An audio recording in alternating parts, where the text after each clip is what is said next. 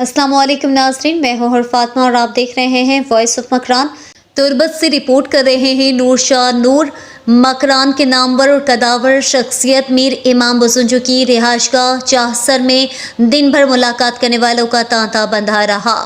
दशतमंद, नगौर, तुर्बत, होशाब, कोलवाह समेत दीगर इलाकों से सैकड़ों की तादाद में इलाकाई उमायदीन, मोतबरीन और मुअस्सिसीन ने इनसे मुलाकात की और कौमी असम्बली की नशिस्त NA 259 केच गवादर की नशिस्त पर आज़ाद उम्मीदवार मीर याकूब इमाम बुजुर्ग की हिमायत का यकीन दिलाया।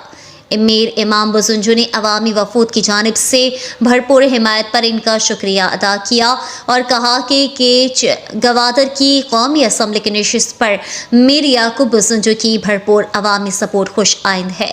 उन्होंने कहा कि इंशाअल्लाह 8 फरवरी को याकूब बुजुर्ग भारी अक्सरियत से कामयाब होंगे। इस दौरान मीडिया से खुसूसी गुफ्तगू करते हुए उन्होंने कहा कि हमारी BNP के साथ इत्तेहाद के बाद केच गवादर की कौमी असम्बली और सूबी असम्बली की नशिस्तों पर इत्तेहाद के उम्मीदवारों की कामयाबी के इम्कानात मज़ीद रोशन हो गए हैं।